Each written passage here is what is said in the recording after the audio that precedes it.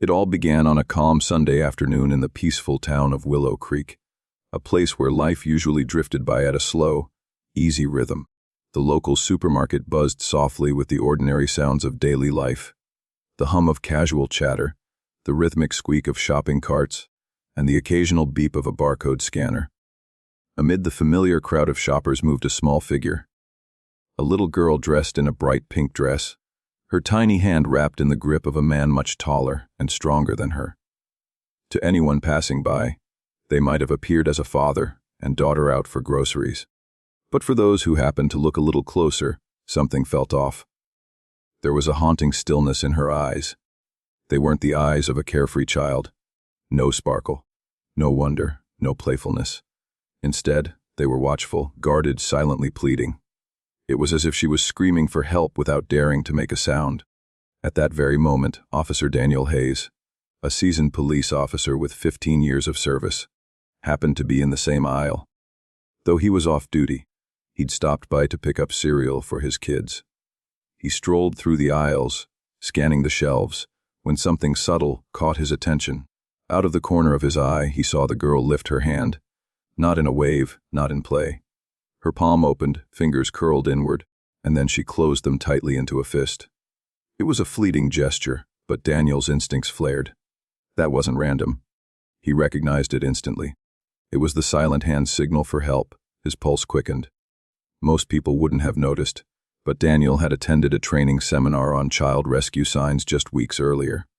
And now here it was, in real life, unfolding before him. If you believe in kindness, awareness, and second chances, Daniel would later say, never ignore the small signs. They might save a life. Daniel didn't rush in. He knew one wrong move could send the situation spiraling. Instead, he slowed his steps, pretending to browse while keeping them in his peripheral view.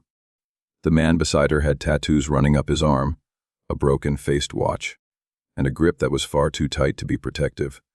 The girl didn't smile or speak. She simply followed wherever he led, her silence louder than words. Daniel's years of experience told him that such cases could turn dangerous in an instant.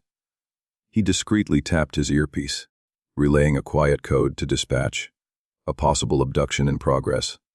As the pair headed toward the back of the store, Daniel shadowed them carefully. The man's behavior was changing, glancing over his shoulder, walking faster, clearly growing uneasy. The little girl, in turn, slowed her steps just a little, as if buying herself time. When they passed the frozen foods section, their eyes met again.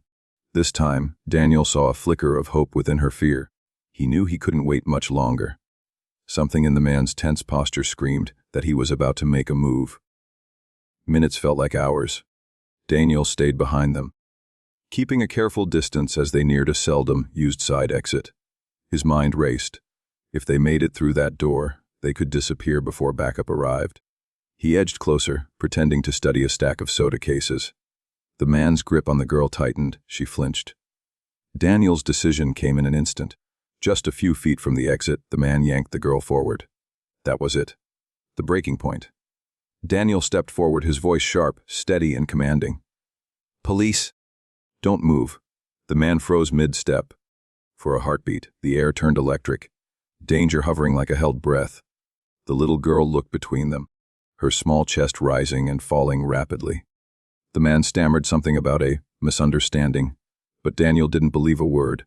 Within seconds, backup officers arrived, surrounding the suspect in a precise, controlled maneuver. The child was gently freed from the man's grip and guided into Daniel's arms. He knelt down, meeting her gaze, and whispered softly, "You're safe now." Only then did her body tremble, silent tears spilling as she clung to him, the weight of fear finally breaking. Later the truth emerged. The man wasn't her father, not even a family friend. She had been abducted from a park in a nearby town days earlier. Her parents had been living a nightmare, searching desperately, praying for a miracle, and that miracle came from one small, silent gesture, and the one man who noticed it. The next day, Daniel visited the girl's home. When her mother opened the door and saw him, she broke down in tears, thanking him again and again. Behind her, the little girl peeked shyly, holding a stuffed bunny close to her chest. For the first time since her rescue, she smiled, a gentle, genuine smile that told Daniel she finally felt safe again. From that day on, the story of the little girl in the pink dress became the talk of Willow Creek. A reminder that awareness can save lives, and even the smallest signal can hold the power to change fate. Daniel knew that day wasn't just about duty. He had answered the quietest cry for help, the kind most people never hear. If this story touched your heart, please like, share, and subscribe to Heart-Touching Stories, where we bring you true tales of hope, courage, and compassion. Your support helps spread awareness, and maybe, just maybe, it could save someone's life. Before you go, tell us in the comments, would you have recognized that little hand signal? Your words might inspire someone else to pay attention when it matters most.